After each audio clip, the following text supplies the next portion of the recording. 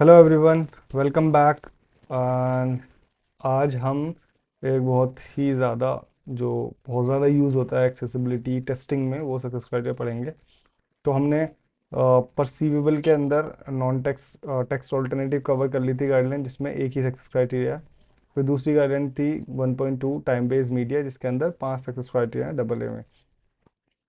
और जो हम WCE 2.2 में डबल ए में जो है 5 सक्सेस क्राइटेरिया जो भी हमने कवर कर लिए थे। अब गाइडलाइन स्टार्ट होती है, गाइडलाइन 1.3 अडेप्टेबल।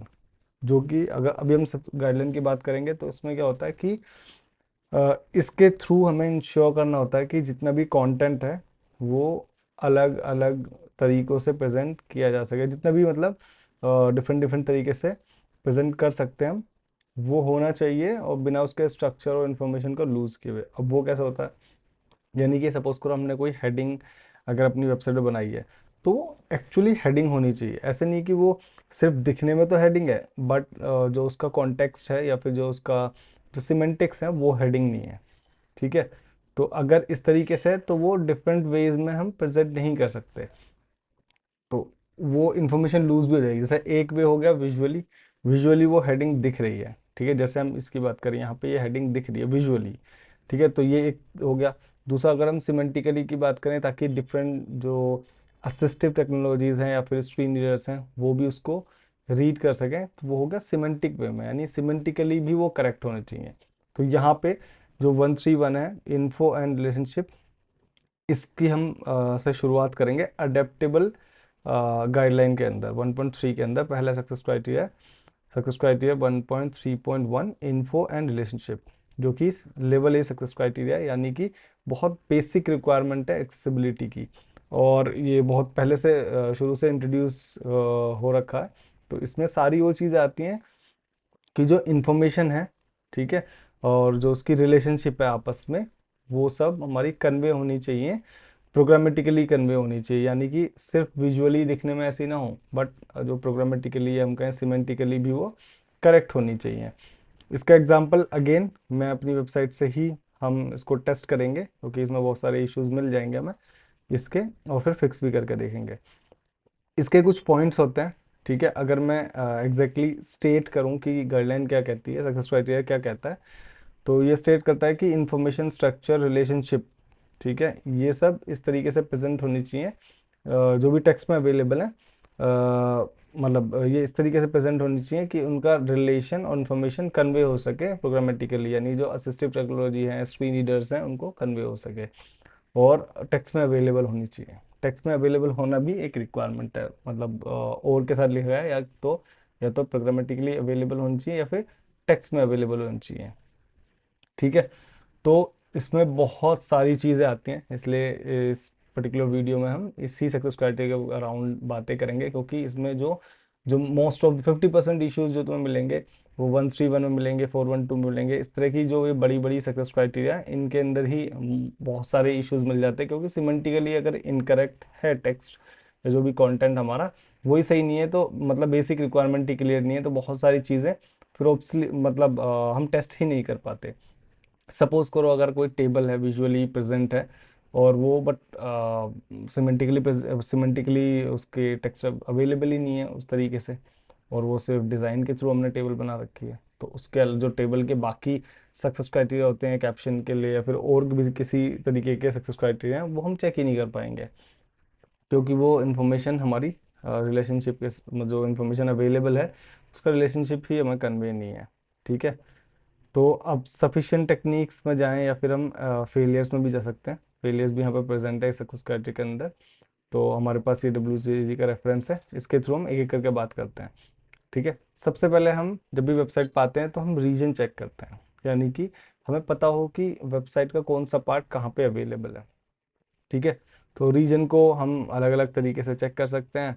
और अगर हम ये वॉइस ओवर की बात करें, तो हमारे पास, मैं ओपन करके देख लेता हूँ।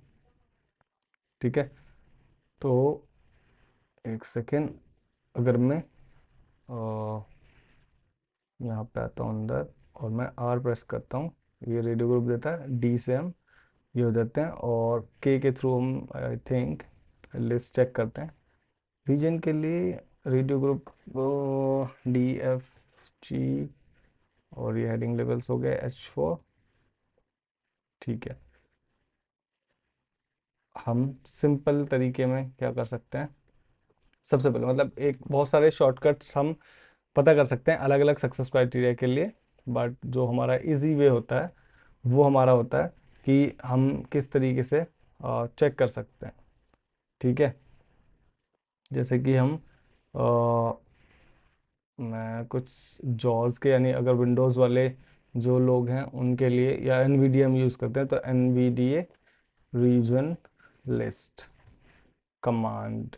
ठीक है, तो डेफिनेटली इसमें लैंडमार्क्स के लिए के हम प्रेस करते हैं। ठीक है, और अगर हम यहाँ पे देखें, यहाँ पे हम के से हमारा कुछ भी नहीं हो रहा है। ठीक है, तो रीजन लिस्ट कमांड, सॉरी, ठीक है, हमें देखते हैं तो ये कह रहे हैं कि एलिमेंट इंसर्ट F7 के थ्रू ओपन कर लो एंड देन उसमें सारे लैंडमार्क्स में मिल जाएंगे। ओके, बट डी के थ्रू हम रीजन और या लैंडमार्क में नेविगेट कर सकते हैं। ठीक है, और अगर हम वॉइस ओवर की बात करें, वॉइस ओवर, ओके, ठीक है, वॉइस ओवर में भी command R, okay, VO shift command R to list all the landmarks. ठीक है, हम लैंडमार्क्स लिस्ट करके देखते हैं। VO shift command R, okay, एक मिनट देखता हूँ। VO shift key and command and R, ठीक है, वीओ और आर के through voice over and R and VO shift command R. हाँ, इसका मतलब हमारे लैंडमार्क्स अवेलेबल ही नहीं है। ओके, हम लिस्ट, हमारे पास कुछ कुछ लिस्ट हैं, जैसे कि VOHH से कमांड मेन्यू ओपन हो जाएगा। इस तरीके के मैं इंस्पेक्ट करके देख सकता हूँ कि हमारे पास अवेलेबल है भी नहीं है। तो आई गेस हेडर है, सेक्शंस हैं, अवेलेबल तो हैं बट हमें दिख नहीं रहे। ठीक है, अब एक इजी तरीका और बताता हूँ। भाई बहुत सारे अलग अलग हम स्क्रीन रीडर यूज़ करते हैं बट हम यूज़ ही नहीं कर पाते अगर कमांड्स हमें सारी याद नहीं रखनी है। सिंपल तरीका है कि हम एरो की से, डाउन एरो की से हम स्टार्ट करते हुए आएँ, हम पता लग जाएगा कहाँ से रीजन स्टार्ट हो रहा है, कहाँ से एंड हो रहा है। और इंसर्ट F7 के थ्रू भी, कुछ इंसर्ट F3 के थ्रू भी हमें सारी कमांड्स मिल जाती हैं। ठीक है, और open find command menu VO shift F। Okay, अगर हम लिस्ट निकालना चाहें तो हमारे पास VOR move the next landmark and VO shift R to move the previous landmark. VO shift list of all landmark. VO shift command R, इसके through एक बार निकाल के देखते हैं। तो निकल गई मेरी, मैं यहाँ पे आ गया हूँ और VO shift command R, VO shift command and R।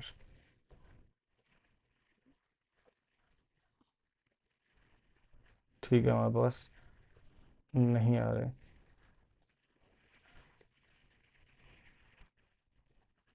Radio group not found, D से भी हमें कुछ नहीं मिल रहा है। ठीक है, कोई प्रॉब्लम नहीं है। और एक रोटर भी होता है इसमें, वॉइस ओवर रोटर शॉर्टकट। ठीक है, ये भी एक बार सर्च कर लेते हैं कि अभी V और U के थ्रू हो रहा है हमारा। ठीक है, तो ये भी हम ट्राई कर लेते हैं कि हमारे पास VO एंड U। ठीक है, ये आ गए। ठीक है, ये रोटर भी होता है, यहाँ से भी हम लिस्ट निकाल सकते हैं।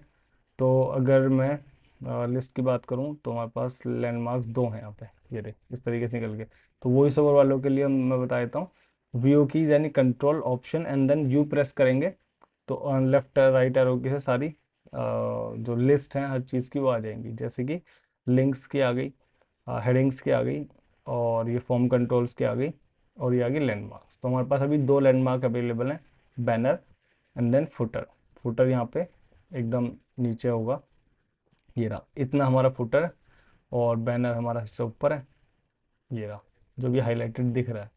ठीक है, तो ये दो लैंडमार्क्स हैं। बट अभी हमारी बेसिक रिक्वायरमेंट्स क्या होती है कि ये तीन लैंडमार्क्स तो हमारे अवेलेबल होने चाहिए अगर ये प्रेजेंट करते हैं विजुअली। जैसे कि बैनर लैंडमार्क यानी कि हेडर, ये वाला हमारा हेडर, ये हमें जनरली इसमें लोगो, नेविगेशन और ये सब कॉमन चीज़ें होती हैं, मेन्यू, ठीक है, ये सब हेडर के अंदर आता है, जिसे बैनर लैंडमार्क कहते हैं। दूसरा एलिमेंट होगा मेन लैंडमार्क, यानी कि जिसमें मेन कंटेंट होता है उसके पेज का। अब मैं अगर इस पेज की बात करूं तो यहाँ पे लोगो है और बाकी कंटेंट है एंड देन फुटर है। अगर मैं इसके ही दूसरे पेज पे जाऊं, लेट सपोज कॉन्टैक्ट पेज पे मैं जा रहा हूँ, तो हमें दो चीज़ कॉमन मिलेंगी वहाँ पे। क्या कॉमन मिलेंगी? एक तो हेडर एज इट इज़ है, और दूसरा फुटर एज इट इज़ है हमारे पास। तो फुटर और हेडर तो पूरी वेबसाइट में सेम रहते हैं। तो ये लैंडमार्क्स हमें पता होने चाहिए, क्यों? क्योंकि ताकि जो यूज़र है वो इन चीज़ों को स्किप कर सके, बार बार उसको रीड ना करना पड़े। मतलब विजुअली तो हम देख रहे हैं, कभी ऐसा नहीं हुआ कि हम कॉन्टैक्ट के पेज पा रहे हैं तो हम ऊपर से देखना स्टार्ट करें कि भाई क्या लोगो क्या लिखा हुआ है, इसे भी खोल खोल कर देखेंगे कुछ चेंज तो नहीं हुआ। नहीं, हम मेन कंटेंट पर फोकस करते हैं। जो मेन कंटेंट है, नहीं उस पेज के कॉन्टेक्स्ट में क्या मेन है, यहाँ पे ये पूरा बीच का मिडल, जो मिडल वाला पार्ट है, ये मेन कंटेंट है। तो हमें इसको, हमें लैंडमार्क इसका अवेलेबल होना चाहिए जो कि मेन लैंडमार्क है। तो तीन मेजर हम लैंडमार्क्स पर ध्यान रखते हैं, हेडर, मेन एंड फुटर, जिसको हम बैनर भी कहते हैं, banner, main and then content info. ये तीन लैंडमार्क हमारे मेजरली हमें ध्यान रखने होते हैं कि ये तो अवेलेबल हों। इसके अलावा कौन से लैंडमार्क्स हो सकते हैं? जैसे कि नेविगेशन लैंडमार्क, यानी कि जो नेविगेशन हमारी ये सब है, जहाँ हमें एक वेब पेज से दूसरे वेब पेज पर हम जा रहे हैं, तो उसकी नेविगेशन के लिए जो हमें फैसिलिटी, जो लिंक्स प्रोवाइड की है, वो एक नेविगेशन लैंडमार्क के अंदर होनी चाहिए, ताकि हमें पता हो कि कहाँ से नेविगेट करना है। अब ये नेविगेशन लैंडमार्क हेडर में भी होगा, यानी बैनर में भी होगा, ये नेविगेशन फुटर में भी होगा, मोस्टली होता है, यहाँ पर नहीं है, बट जनरली अगर है, जैसे ये भी काइंड ऑफ नेविगेशन है, बट क्योंकि एग्जैक्टली सारी लिंक्स अवेलेबल नहीं है तो उसको हम नेविगेशन नहीं कहेंगे।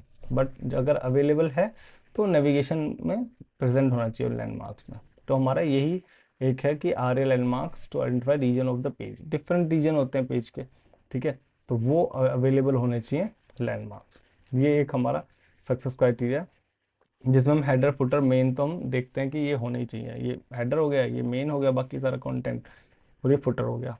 बट अभी अगर हमने लिस्ट निकाली है तो उसमें मेन लैंडमार्क नहीं था, तो उसको हम अवेलेबल कराएंगे। तो अभी मैं एक बार दोबारा से लिस्ट निकाल लेता हूँ। तो हम ये कमांड ऑप्शन एंड यू, ये हमारी लैंडमार्क की लिस्ट आ गई। बैनर और फुटर तो हैं जो कि सही है, बाकी मेन लैंडमार्क नहीं है। तो अब मैं क्या करता हूँ, सबसे पहले कोड में जाऊँगा, ठीक है, मैं ऐसी जगह देखूंगा यहाँ पे वो लैंडमार्क हम लगा सकें।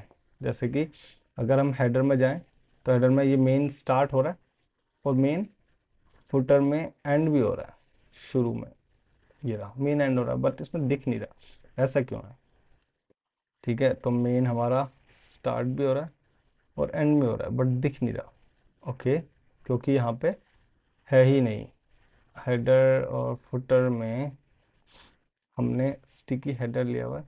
तो अगर मैं हेडर में वापस जाऊं, header of the page, head और बॉडी, ठीक है, बॉडी ओपन हुई एंड देन डिव पेज, उसके बाद हमने मेन ले रखा है, जो कि काफ़ी सेक्शंस के बाद है,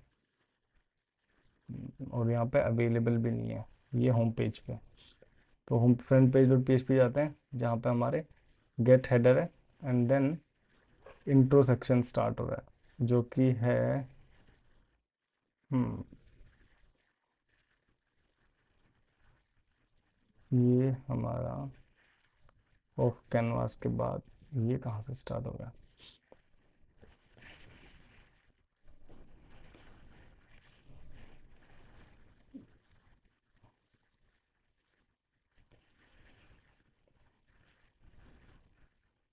हम्म, अच्छा, ये फ्रंट पेज में है हमारा,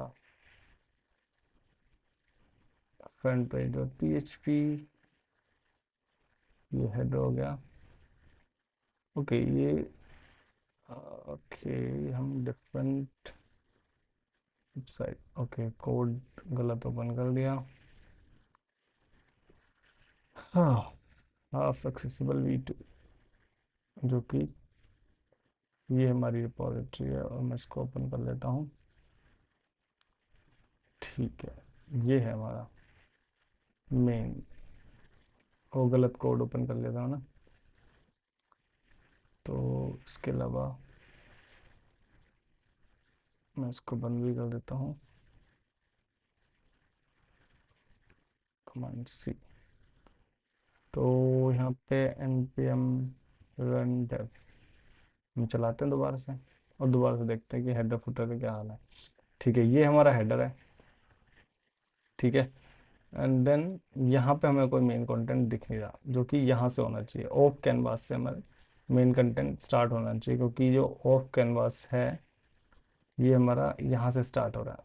अच्छा, ये हेडर के अंदर ही है वैसे, तो इसका भी हम एक अलग इसको नेविगेशन कंसिडर कर लेंगे, बट जो यहाँ से बैनर स्टार्ट हो रहा है यहाँ पे तो होना ही चाहिए। तो अगर मैं देखूँ, हेडर के बाद ऑफ कैनवास, यानी यहाँ से मेन स्टार्ट होना चाहिए। ख़त्म कहाँ होगा? अब ये ख़त्म होगा इस हेडर के बाद तो नहीं, बट फुटर से पहले यहाँ पे ख़त्म होगा।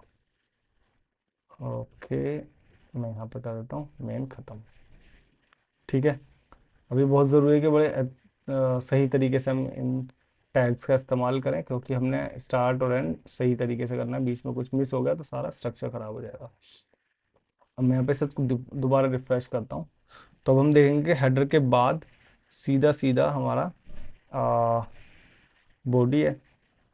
अच्छा, ये डिव हो गया, हेडर मेन एंड फुटर, अब तीनों एक पैरेलली आ गए हमारे पास। ठीक है, अब ये हमेशा इसी तरीके से रहेंगे।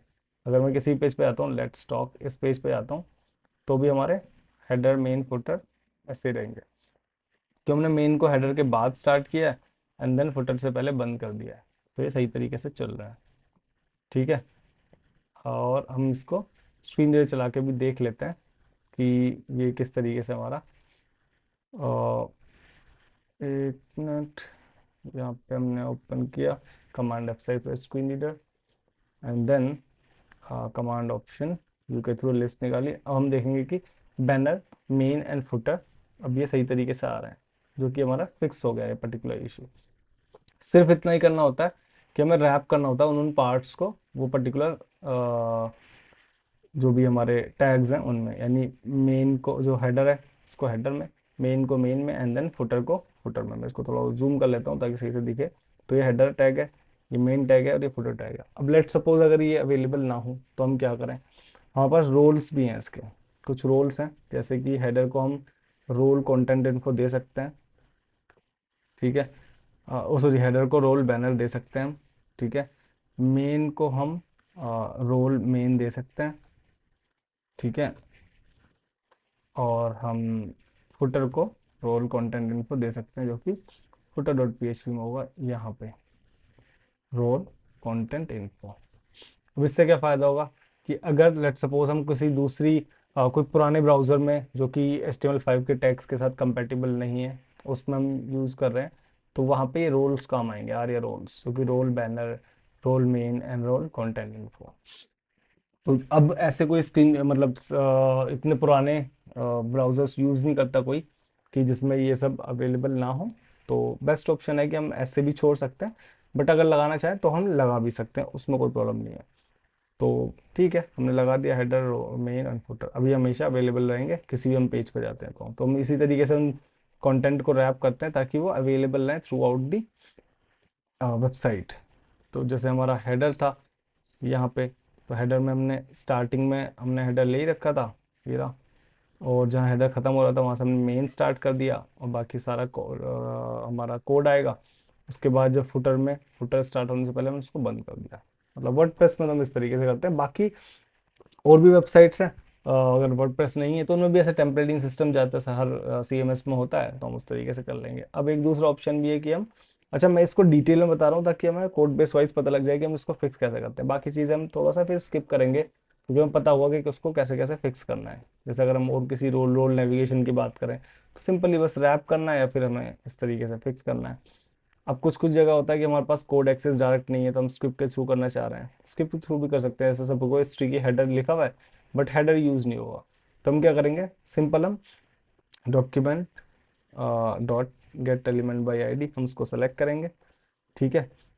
और डॉट आर्या के हमारे पास ऑलरेडी अवेलेबल है, जैसे हमारा हो गया रोल मेन, तो A T T set attribute करके सेट एट्रीब्यूट, और हमने यहाँ पर कर दिया रोल, और यहाँ पर हमने दे दिया क्या, बैनर, ठीक है। तो हम इस तरीके से स्क्रिप्ट से भी लिख सकते हैं। अभी मैं बैनर है, मैं अगर इसको हटा दूं, ठीक है, फिलहाल के लिए रोल हटा देता हूँ, तो हम स्क्रिप्ट के थ्रू भी अपनी एक स्क्रिप्ट बना के, अगर हमारी स्क्रिप्ट ज़्यादातर CMS स्क्रिप्ट अलाउ करते हैं तो हम वो स्क्रिप्ट उसमें डाल देंगे, ताकि वो यहाँ पे एग्जीक्यूट होती है, यहाँ पर रोल लग जाता है, वो रोल बैनर लग गया ना। इस तरीके से हम बाकी स्क्रिप्ट के थ्रू भी कर सकते हैं, कोई प्रॉब्लम नहीं है उसमें।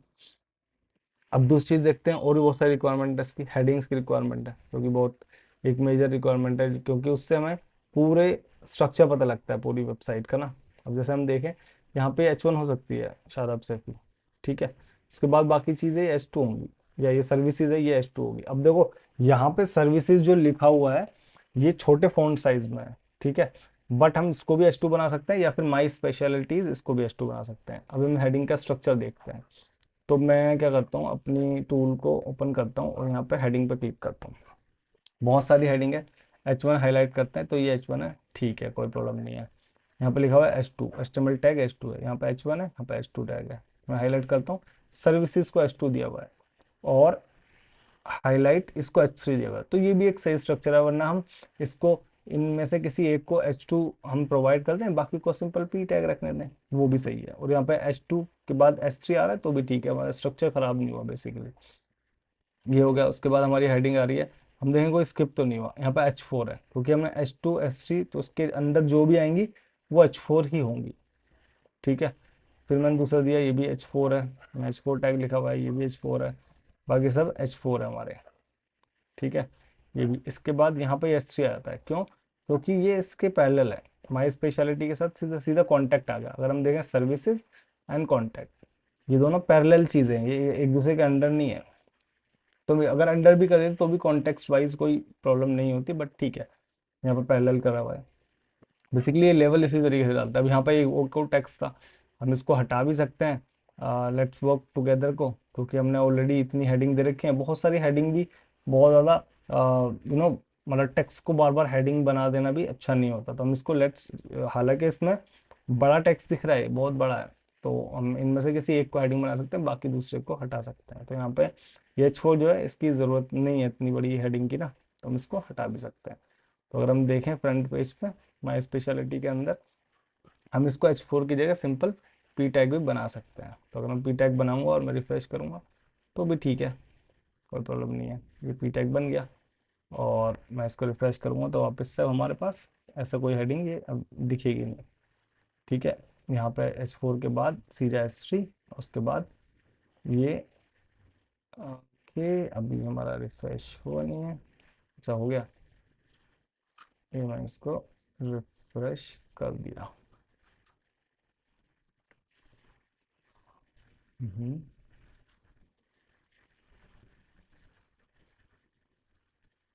हेडिंग, और H4 के बाद यहाँ पे H4 हो गया, ये H3 हो गया, इसके बाद हमारे पास कोई हेडिंग नहीं आ रही है, ठीक है। नेक्स्ट हेडिंग कोई दूसरी है। अब इसके बाद सेम ऐसे ही देखेंगे, बेसिकली जो कंटेंट का स्ट्रक्चर है हमारा उसके हिसाब से हम हेडिंग देखेंगे। यहाँ H1 से स्टार्ट हुआ, उसके बाद जो ये पैरेलल चीज़ें, माई स्पेशलिटी, और ये अगेन ये वाली चीज़ होगी, resume, and then my recent work, ये सब हमारे H2 H3 में जाएंगे, क्योंकि सेम पैरेलल है। ये my latest blogs and post, ठीक है, stay chill and pick your plan, ये सब चीज़ें। तो हमारी ये हेडिंग इसी तरीके से हम टेस्ट करते हैं। अब इसको टेस्ट हम बहुत सारे तरीके से कर सकते हैं। हम स्क्रीन रीडर ऑन करेंगे, एंड देन ये सब में H2 ही होता है, सारे स्क्रीन रीडर में हम H2 के थ्रू नेविगेट कर सकते हैं। और यहाँ पर बोल रहा है कि हेडिंग लेवल 2 प्राइसिंग, इसके बाद heading level 3 stay chill and pick your plan, then heading level 4, then heading level 4। अब देखो ये दोनों हेडिंग लेवल 4 में आ गए, तो ये सही नहीं है। हालांकि ये वेबसाइट ऑडिट पैरेलल नहीं है, और इसके अंडर ही अराउंड 20 आवर्स आ रहा है। ठीक है, तो हम इसको ठीक करेंगे। तो हम डेफिनेटली इसको इंस्पेक्ट करेंगे, देखेंगे कहाँ चीज़ें हैं ये, और मैं इसको कॉपी करता हूँ, उसको ठीक करेंगे हम। ठीक है, तो मैं वापस से यहाँ पर गया, ये है वेबसाइट ऑडिट, यानी ये वाली चीज़। तो यहाँ पे H4 ठीक है, सॉरी ये H4 है, एंड देन अराउंड 24 ये H4 है, ये गलत है। ये वाला H4 ठीक है, अगर इससे ऊपर H3 हमने यूज़ किया हुआ है, जैसे इस रो में H2 एंड H3 हमने यूज़ किया हुआ है, H2 एंड H3। ठीक है, जबकि हम सिर्फ H2 यूज़ कर लेते तो भी ठीक था। ठीक है, H3 यूज़ नहीं था, H3 हम इनमें यूज़ कर सकते थे, website audit, website remediation, react development, इस चीज़ के लिए। बट फिर भी अगर हमने ऐसे स्ट्रक्चर बना रखा है तो ठीक है, वरना हम एक ही हेडिंग, हम हेडिंग इतनी ज़्यादा नहीं देते कि एक हेडिंग के बाद दोबारा हेडिंग आ जाए, वो सही चीज़ नहीं होती, क्योंकि उससे कॉन्टेक्स्ट पता नहीं चलता कि भाई ये हेडिंग है, तो उसके बाद तुरंत से एक और हेडिंग आ गई जो कि इसके पैरेलल और कोई हेडिंग भी नहीं है, फिर दोबारा से इस टाइप की हेडिंग्स आ जाएंगी, तो वो चीज़ भी हमें नहीं करनी चाहिए। तो मैं इसको H4 यहाँ पे ठीक है, वेबसाइट ऑडिट, इसके बाद ये स्पेन है, यहाँ पे ये जो दे रखा है ना डिव के अंदर H4, ये गलत है, इसको ठीक करेंगे। तो ये वाला H4 नहीं होना चाहिए, ये H4 की जगह हमारा पी टैग होना चाहिए, तो मैं यहाँ पी टैग में चेंज कर देता हूँ। और देखता हूँ, एक ये रहा, इसको भी पी टैग में चेंज कर दिया। दूसरा देखते हैं, ये है H4, इसको भी पी टैग में चेंज कर दिया। और कोई हमारे पास नहीं, अब सारे पी टैग में हो गए। ठीक है, मैं एक बार रिफ्रेश कर लेता हूँ, और एक बार देख लेते हैं हमारे तीनों ये पी टैग में है नहीं, जबकि हमारा टेक्स्ट वाइज तो ये बड़ा है, बट क्योंकि ये हेडिंग की तरह काम नहीं कर रहा, कोई कैटेगरी नहीं है उस चीज़ की, प्राइसिंग एक कैटेगरी है इस पर्टिकुलर सेक्शन की, हेडिंग है, हमने ये दे दिया, इसके बाद भी थोड़ा सा एक टैगलाइन टाइप आ गई, तो ठीक है इसके अंदर दे दिया, जबकि इसके अंदर देने की जरूरत नहीं थी, हम इसको हटा भी सकते हैं, बट क्योंकि ये सही हायरार्की में है, तो हम इसको रख भी सकते हैं। ठीक है, तो हमने यहाँ पे इसको पी बना दिया, बाकी सब चीज़ पी टैग के अंदर ही रहेंगे। ये मेन ये हेडिंग्स हैं, इन कार्ड्स की हेडिंग है बेसिकली, तो हमने इसलिए एक लेवल नीचे करके H2 H3 एंड देन ये H4 आ गया तीनों parallelly. Again let's work together, ये H2 है, एंड देन ये हमने H3 दे दिया, और उसके बाद तो कोई टैग हेडिंग नहीं दी, ठीक है नहीं दी। तो इस तरीके से हम हेडिंग स्ट्रक्चर चेक करते हैं, बेसिकली जो कैटेगराइजेशन है पेज का, सेक्शंस हैं, उनकी सेक्शन की हेडिंग कौन सी है, कहाँ पे अवेलेबल होनी चाहिए, नेक्स्ट जो कैटेगरी है उसमें हेडिंग होनी नहीं चाहिए या होनी चाहिए, ये चीज़ें हम चेक करते हैं। और जनरली हम सीधा स्क्रीन ऑन करके हम एच प्रेस करते रहेंगे, तो हमें पता लगता रहेगा कि कौन कौन सी हेडिंग है, हेडिंग लेवल 2 सर्विसेज, स्पेशलिटी, और ये हेडिंग हेडिंग एच प्रेस करते करते हम आगे की हेडिंग रीड कर सकते हैं इस तरीके से। ठीक है, अब ये मैं तुम्हें भी काम देता हूँ कि इस वेबसाइट को देख के, जो कि हमारी मेन वेबसाइट ही है halfaccessible.com, तो यहाँ पे जाके, ये तो मैं अभी लोकली रन कर रहा हूँ ताकि मैं फिक्स करके हाथों दिखा सकूँ क्या चेंजेस हुए हैं, बाकी इस वेबसाइट में हम फिक्स करेंगे तो आप लोग ढूंढ सकते हैं कि और क्या क्या इश्यूज हैं, क्या हेडिंग होनी चाहिए क्या नहीं होनी चाहिए, तो उस वाइज भी हेडिंग देख सकते हैं। सिर्फ एच प्रेस करना है और देखना है कि क्या वो सही लेवल है नहीं है। सबसे पहला पेज का जो टाइटल है उस तरह की H1 के अंदर आना चाहिए, क्योंकि ये मेन पेज है, तो यहाँ पर नाम ही एक तरीके का टाइटल है कि hello I am Shadab Saifi. अगर मैं कॉन्टैक्ट में जाऊँ, ठीक है, तो कॉन्टैक्ट वाले पेज में हमारा हेडिंग क्या होनी चाहिए, H1, ये होनी चाहिए कॉन्टैक्ट, तो मैं एच प्रेस करता हूँ तो हेडिंग लेवल 1 कॉन्टैक्ट। अगेन इसको 2 दे रखा है जो कि सही नहीं है, उसको हटा भी सकते हैं हम, कोई प्रॉब्लम नहीं है। फिर ये H3 दे रखा है, ठीक है, बाकी ये फुटर की हेडिंग हेडिंग लेवल 2 से, ये H3 और इसके आगे कोई हेडिंग नहीं बता, जबकि एक बड़ा सा टेक्स्ट है, बट वो एज ए हेडिंग काम नहीं कर रहा, वो एक जस्ट फुटर में हमने कुछ कुछ इन्फॉर्मेशन दे रखी है, मेरा नाम और उसकी बाकी चीज़ें, तो उसके हेडिंग की कोई ज़रूरत भी नहीं है। तो यहाँ पे ये हेडिंग है, तो इस ये पेजेस हम देख के आप लोग कमेंट कर सकते हैं कि क्या हेडिंग होनी चाहिए क्या नहीं होनी चाहिए इस पेज के लिए। तो ओरिजिन की बात हो गई, हेडिंग्स की बात हो गई, सिंपल हमें देखना है कि वो कैटेगरी स्टार्ट फ्रॉम H1, एक हेडिंग H1 होनी चाहिए बस, मल्टीपल H1 है तो उसमें भी प्रॉब्लम है, क्योंकि कोई पेज की दो मेन हेडिंग नहीं हो सकती, रेयर केस में हो सकती है कि दो अलग अलग ही चीज़ें हैं, बट जनरली नहीं होती। तो अगर वो कॉन्टेक्स्ट से मैच नहीं कर रही दो H1 तो उनको हमें हटाना होगा, ये भी एक रिक्वायरमेंट है। तो हेडिंग लगाना ये भी एक रिक्वायरमेंट है, और जो अननेसेसरी हेडिंग्स है उनको हटाना ये भी एक रिक्वायरमेंट है। तो दो टाइप के इश्यूज होते हैं इसमें कि हेडिंग है पेज पे गलत है, और हेडिंग हेडिंग ही नहीं है, जो हेडिंग होनी चाहिए वो भी हेडिंग नहीं है, तो वो भी एक इशू है। तो एक ये होगा जो हेडिंग नहीं है, एक ये होगा कि जो हेडिंग है उनका लेवल गलत है, यानी सारे H1 या H2 दे रखे हैं, जबकि वो अंदर अंदर कैटेगरी के अंदर आना चाहिए। तो H2 H3 H4 इस तरीके से कैटेगराइज होना चाहिए, जैसे हमने यहाँ पर करा है कि ये H2 एंड देन ये H3 और देन ये H4 इस तरीके से। तो ये H4 ये H3 ये H2, तो ये एक हायरार्की भी सेट होनी चाहिए। तो हमें पूरी पेज की हायरार्की देखनी होती है। तो आप लोग भी डेफिनेटली कमेंट कर सकते हैं, फिर हम उसी हिसाब से फिक्स करेंगे, और मैं क्लैरिफाई भी कर सकता हूँ कि वो हेडिंग क्यों नहीं है या क्यों है इस तरीके से। तो हम सारे पेज देख सकते हैं आप जो भी बनाए हैं, एंड देन उसके अंदर ये भी देख सकते हैं कि कौन कौन सी हेडिंग सही है नहीं है। ब्लॉग पेज देख सकते हैं, इसमें भी हेडिंग क्लिक करके भी देख सकते हैं, यहाँ पे अलग अलग हेडिंग्स हैं हमारी ब्लॉग्स के अंदर, और बताएं फिर। ठीक है, बैक टू 1.3.1, लैंडमार्क्स हो गए, हेडिंग्स हो गई। और उसके बाद क्या, अब जैसे मैंने बताया कि लैंडमार्क्स हमें देख रहे हैं, तो कुछ लैंडमार्क्स मल्टीपल हो सकते हैं। जैसे नेविगेशन लैंडमार्क एक यहाँ पे, अगर हमने फुटर में भी कोई नेविगेशन लैंडमार्क दिया है, तो उन दोनों, क्योंकि वो दोनों ही नेविगेशन लैंडमार्क है, तो हमें उसको एक लेबल देना होगा। ये भी एक रिक्वायरमेंट होती है कि अलग अलग हम यूनिकनेस बनी रहे लैंडमार्क्स में। भाई नेविगेशन है तो किस तरीके का नेविगेशन है, कुछ हेडर मतलब प्राइमरी नेविगेशन होते हैं, कुछ सेकेंडरी नेविगेशन होते हैं, कुछ वेबसाइट होती है जिसमें साइड नेविगेशन है। इसमें देखो बहुत सारे तरह के नेविगेशन है, टॉप नेविगेशन हो सकता है, फुटर में बॉटम नेविगेशन, ठीक है, या फुटर नेविगेशन। उसके बाद क्विक नेविगेशन हो सकता है, फिल्टर्स हो सकते हैं, यहाँ पर कंटेंट में क्विक नेविगेशन है, ठीक है। तो यहाँ पर डेफिनेटली कुछ इसका लेबल दे रखा होगा कि किस तरह का ये नेविगेशन है।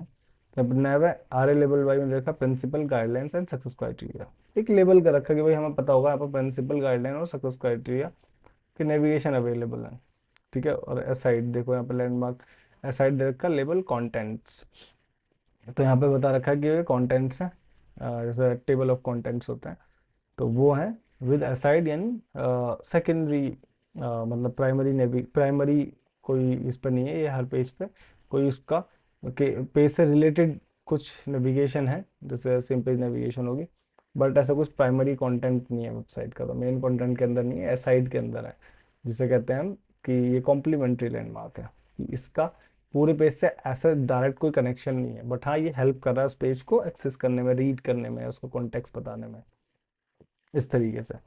तो हमारा हो गया। अब मैं 131 में वापस से आऊँ, तो अब ये हो गया कि लैंडमार्क्स होने चाहिए, उनका लेबल होने चाहिए। जो लेबल हम कैसे लगाते हैं, आर ए लेबल के थ्रू हम लगा सकते हैं। सपोज करो मुझे इसके अंदर कोई लेबल लगाना है, तो मैं क्या करूँगा, अगेन स्क्रिप्ट के थ्रू या फिर डायरेक्ट कोड एक्सेस है, तो यहाँ पर सिंपल हम आर ए लेबल के through ARIA label equals to, जैसे मैंने यहाँ लिख दूंगा प्राइमरी नेविगेशन, ठीक है। तो प्राइमरी नेविगेशन हम यहाँ पे इसको बता रहे हैं, लेबल कर रहे हैं कि ये प्राइमरी नेविगेशन है। कुछ सेकेंडरी हो या साइड हो, उसको हम इस तरीके से लेबल कर सकते हैं, ठीक है। रोल हो गए, रीजन हो गए। इसके बाद हमारा टेबल टेबल अवेलेबल नहीं है हमारे पेज पे कोई भी, बट हाँ अगर कोई टेबल स्ट्रक्चर है तो अगेन टेबल का जो एक सिमेंटिक्स होता है कि टेबल टैग यूज होना चाहिए, TH यूज होना चाहिए, TR यूज होना चाहिए, इस तरीके से हमें चेक करना होता है कि वो टेबल की हायरार्की सही हो, उसके कनेक्शन या रिलेशंस आपस में सही हो। तो अगर मैं टेबल टेबल एग्जाम्पल WCAG खोलूँ, टेबल के ट्यूटोरियल्स, तो ये अलग अलग तरह की टेबल होती हैं।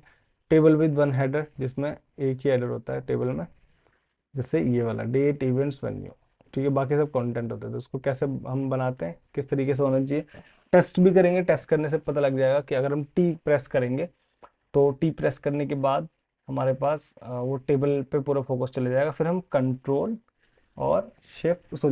एंड ऑल्ट दबा के राइट एंड लेफ्ट एरो की से हम उसको एक्सेस करते हैं, जैसे कि मैं करके दिखाता हूँ।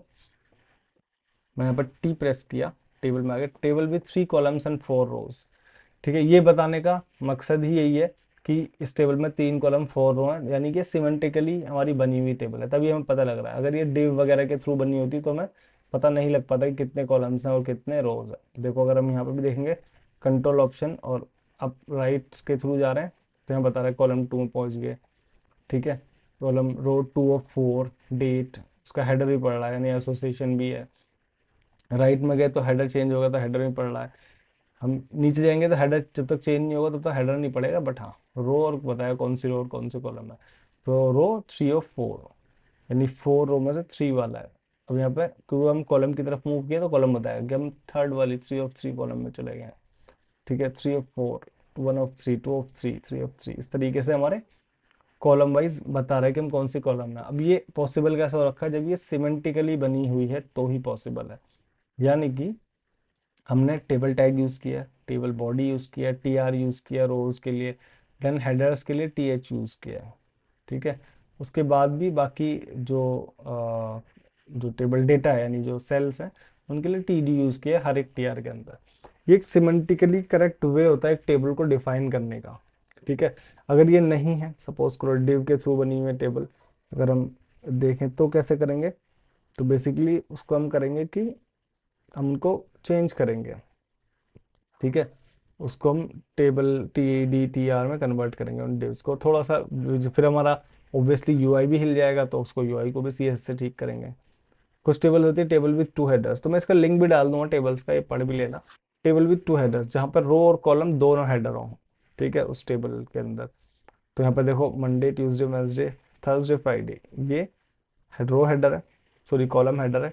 एंड देन ये टू टाइमिंग्स है जो कि रो हेडर है। तो इनको भी स्पेसिफाई हम टीएस से करते हैं, बस यहाँ पे स्कोप इक्वल्स टू रो हमें लिखना होता है।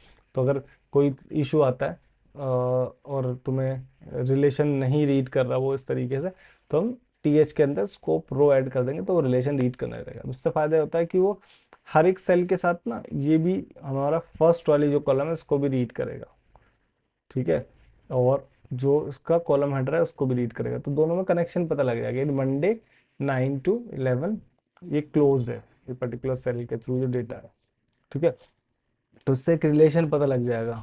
तो ये भी एक सही तरीका होता है हमारा मल्टी हेडर या फिर इसको कहें 2 हेडर टेबल को करने का। उसके बाद बहुत सारे तरीके की होती हैं जो कि डिटेल में हम कभी स्पेशल टेबल्स पे ही वीडियो बनाएंगे। मैंने कहा ना ये जो ये 131 है ये बहुत ही बड़ा सक्सेस क्राइटेरिया, इसमें बहुत सारी चीज़ें कवर होती हैं। उन उन पर्टिकुलर चेक पॉइंट्स के भी अलग अलग टाइप के चेक पॉइंट्स होते हैं। अभी हमने हेडिंग में देखा कि भाई हेडिंग है, उसके बाद आ, हमारे रीजन्स हो गए, रीजन भी रीजन होना चाहिए नहीं होना चाहिए, या फिर सही होना चाहिए, या फिर कोई मिसिंग है, कोई 2 रीजन है बट क्लियर लेबल नहीं है। तो ऐसे बहुत सारे सिनेरियोज बनते हैं। कुछ सिनेरियो हम कवर कर रहे हैं डेली, मेरे ख्याल से इस पर 2 वीडियो बनानी, 2 या 3 वीडियो तो हमें ऐसे ही सक्सेस क्राइटेरिया बनानी होंगी, अलग अलग हमें सिनेरियो कवर करते हुए। ठीक है, तो अभी हमने क्या कवर किए हैं, हेडिंग्स के, लैंडमार्क्स के, एंड देन टेबल के। टेबल में देखो table with 2 headers, table with irregular headers, table with multi level headers, and caption and summary. अब कैप्शन एंड समरी बता देता हूँ, ये चीज़ें जनरली बस इस तरीके से याद रखो कि जो भी टेबल के हेडर होते हैं ना, अगर हम उसको टीएच बना रखा है तो मोस्टली वो एक्सेसिबल हो जाता है।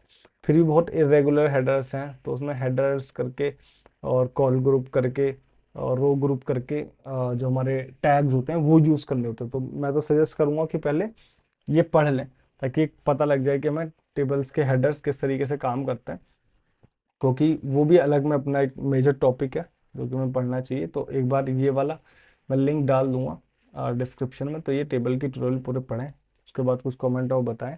और मैं स्पेशली कोई एक वीडियो बनाऊंगा टेबल्स को बनाने की, how to create a table, accessible table की बात कर रहा हूँ मैं यहाँ पे। तो उसमें मल्टी लेवल और ये रेगुलर और बाकी चीज़ें भी हम कवर करेंगे।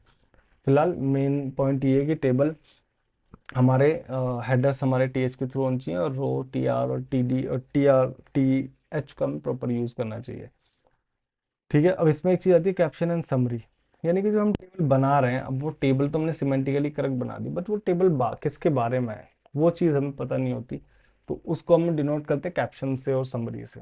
कैप्शन एक हेडिंग की तरह काम करता है, और समरी एक टेबल के पूरे ऑर्गेनाइजेशन की या इंफॉर्मेशन हमें कवर करती है कि वो टेबल किस चीज़ के बारे में है। और समरी हमें ज़रूरत होती है कुछ कॉम्प्लेक्स टेबल हैं उनके लिए, सिंपल टेबल है उसमें समरी की जरूरत नहीं होती, इसमें एक हेडर है और कुछ डेटा है। हम करेंगे स्टूडेंट टेबल, आर लेबल के थ्रू भी कर सकते हैं हम टेबल के ऊपर, मतलब टेबल टैग पर लगा के। और हम कैप्शन टैग का भी यूज़ कर सकते हैं, कैप्शन अपने आप में एक टैग होता है, उसका भी यूज़ कर सकते हैं। जैसे अगर हम यहाँ पे कंसर्ट में जाएं तो कैप्शन टैग यूज़ हो रखा है टेबल के अंदर डायरेक्टली, फिर टी बॉडी से हम स्टार्ट कर रहे हैं और बाकी फिर यहाँ पर टी एच, टी डी और टी आर के अंदर हम इसको रैप कर दे रहे हैं, तो एक टेबल बन जाती है सही। अब समरी की ज़रूरत कहाँ होती है, कुछ कॉम्प्लेक्स है, जैसे यहाँ पर कितनी कॉम्प्लेक्स टेबल है कि भाई मल्टी लेवल हेडर्स भी यूज हो रहे हैं, इरेगुलर भी हैं। तो यहाँ बता रखा है कि column one has the location and size of accommodations, other column shows the type and number of properties available.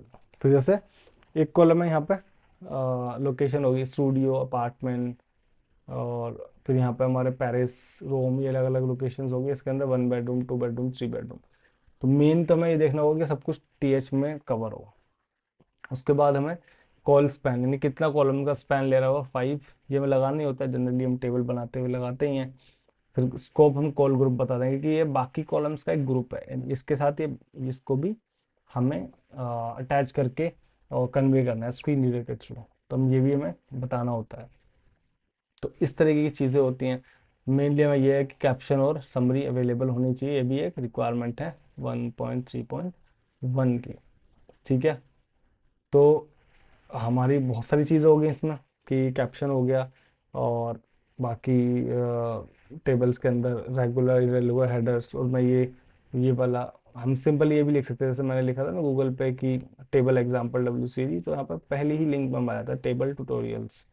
तो यहाँ से हमें एक बार पढ़ लेना चाहिए कि किस तरह की टेबल होती है और कैसे कैसे उसको हैंडल करते हैं, तो ये टेबल बनाने में भी इजी होगा, मतलब अगर हम कोई टेबल बना रहे हैं तो, और उसका यूआई मेंटेन करने में भी। ठीक है, उसके अलावा कुछ बहुत सारी चीज़ें होती हैं, जैसे यहाँ पर लिख रहा था कि कलर लोन हमें यूज़ नहीं करना चाहिए।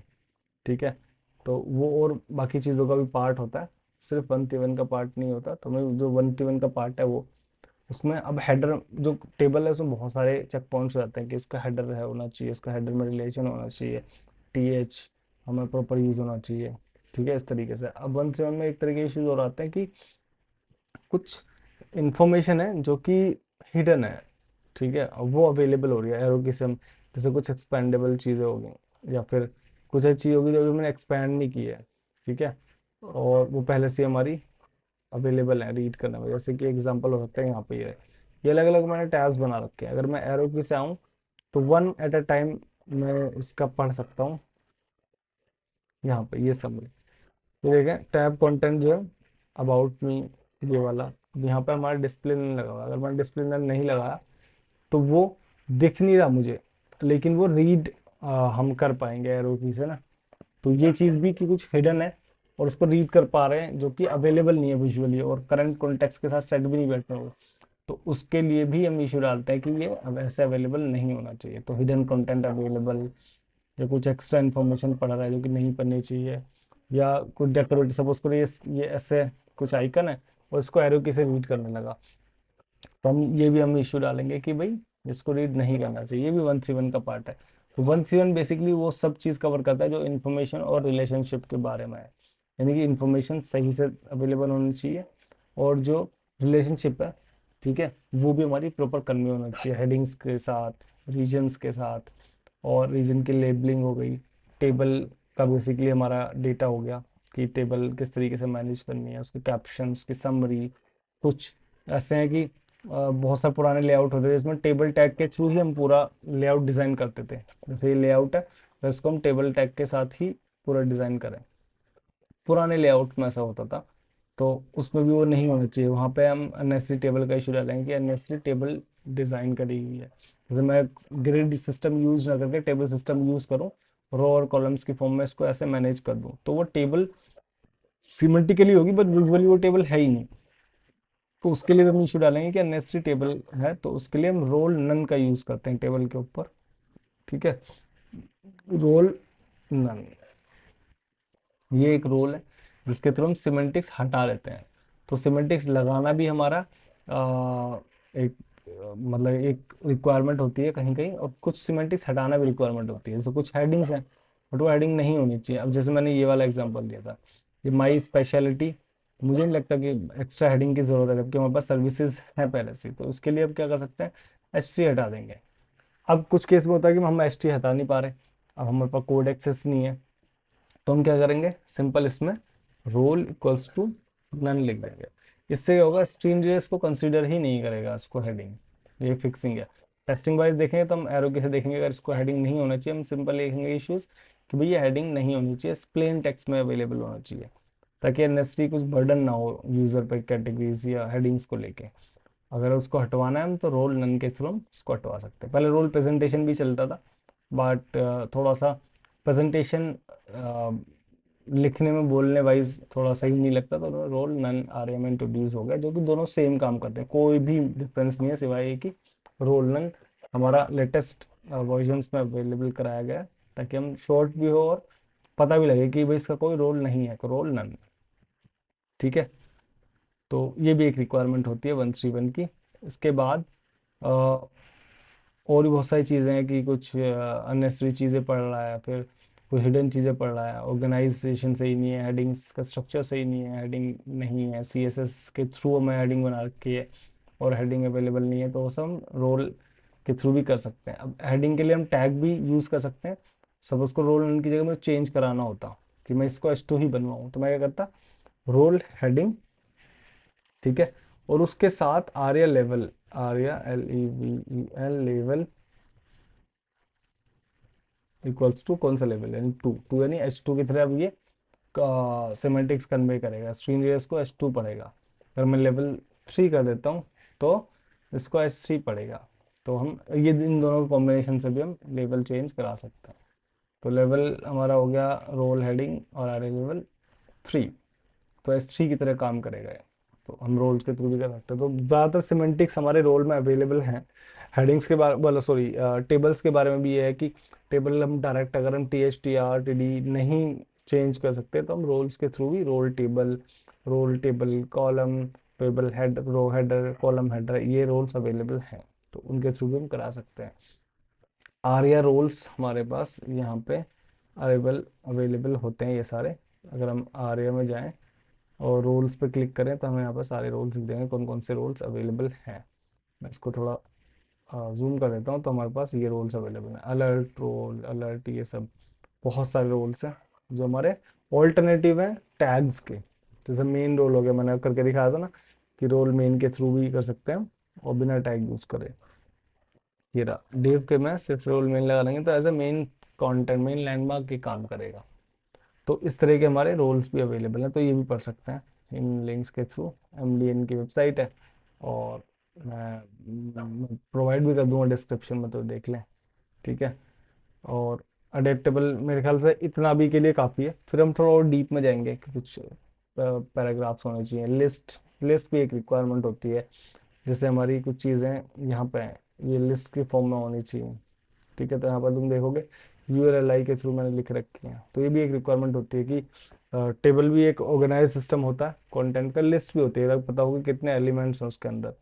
ऐसी हमारे पास यहाँ पर हम देखेंगे कि नेविगेशन के अंदर जितनी भी हो लिस्ट के अंदर होनी चाहिए, तो भी हैं, जो कि ये ULLI का हम यूज़ करते हैं। ऑर्डर्ड लिस्ट के लिए OLNLI का यूज़ करते हैं।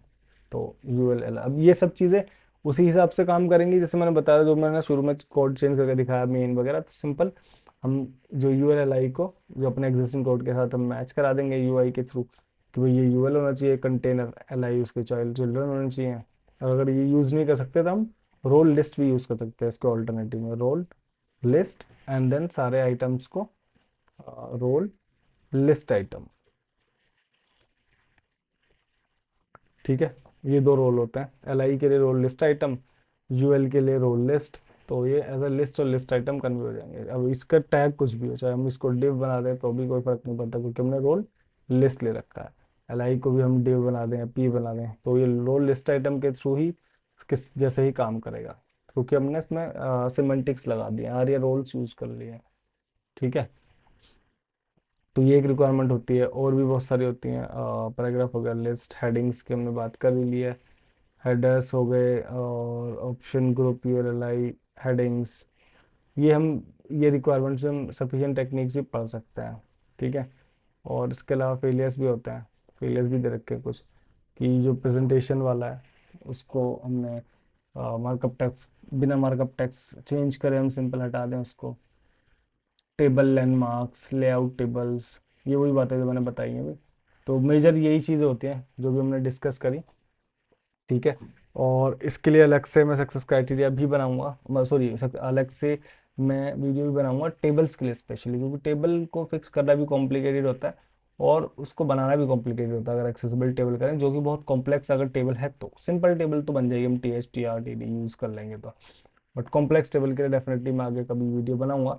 बट अभी के लिए हमें इतना ही टेस्टिंग पर्पस पर्सपेक्टिव से जानने की ज़रूरत है कि हमारे ये टेबल्स वगैरह कैसे बनती हैं, क्या क्या इश्यूज होते हैं 1 3 1 में, ठीक है। तो आज के लिए इतना ही काफ़ी है मेरे ख्याल से। तो हम नेक्स्ट में मीनिंगफुल सीक्वेंस पढ़ेंगे नेक्स्ट वीडियो में। बट अभी इसको टेस्ट करें और मेरी जो वेबसाइट है उसको भी टेस्ट करके बता सकते हैं कि क्या क्या हमारे इश्यूज हैं जो फिक्स करने हैं, और फिर हम फिक्स भी करेंगे। मैं उसकी एक्सप्लेनेशन भी रिकॉर्ड कर लूँगा कि कैसे कैसे फिक्स किया। बाकी मेरे ख्याल से हेडिंग्स के ज़्यादा इश्यूज होंगे, मैंने छोड़ रखे हैं हेडिंग्स के, लिस्ट वाइज तो फिक्स होंगे, टेबल इसमें कुछ है नहीं ऐसे। और लैंडमार्क हमने एक मेन फिक्स ही कर दिया है, नेविगेशन लैंडमार्क शायद फिक्स करना रह गया होगा, तो नेविगेशन भी हम फिक्स कर लेंगे, ठीक है। और नेविगेशन भी बना रखा है, ठीक है। तो अभी इसको देखें और फिर बताएं कि क्या क्या इश्यूज हो सकते हैं, ठीक है। तो thank you so much for your time and आप इसको भी वीडियो को बार बार देख के भी सीख सकते हैं, पॉज कर करके भी देख सकते हैं और टेस्ट भी कर सकते हैं। जनरली एनवीडी के लिए भी सेम कीज होती हैं और जॉस के लिए भी सेम कीज होती हैं। एच के थ्रू, एच हम यूज़ करके सारी हेडिंग्स में नेविगेट कर सकते हैं। कहीं डी होता है, कहीं आर होता है, तो वो भी चेक कर लें, वरना सिंपल एरो कीज के थ्रू रीड करते हुए आए डाउन एरो की से, वहाँ पर देख लें उस टेक्स्ट को, वो पर्टिकुलर कॉन्टेक्स्ट के साथ पढ़ रहा है नहीं पढ़ रहा है, और ये बाकी हो जाएगा, ठीक है। फिर बाकी टेस्ट हो जाएगा। कोई प्रॉब्लम आती है तो कमेंट कर सकते हैं कि स्पेशली किसी स्क्रीन रीडर के लिए बताना हो तो मैं वो भी फिर मैं वीडियो बना दूंगा उसके लिए कि स्क्रीन रीडर के थ्रू कैसे टेस्ट करते हैं। फिलहाल तो भी हम कवर करते हैं कि कैसे क्या चीज़ें होती हैं सक्सेस क्राइटेरिया में और किस तरीके से हम उनको एक्सप्लेन, मतलब कैसे टेस्ट करते हैं और कैसे फिक्स करते हैं, अभी हम वो कवर करते हैं। फिर थोड़ा और डिटेल में जाएंगे हर एक सक्सेस क्राइटेरिया के बाद में। तो आज के लिए इतना ही काफ़ी है, और थैंक यू सो मच।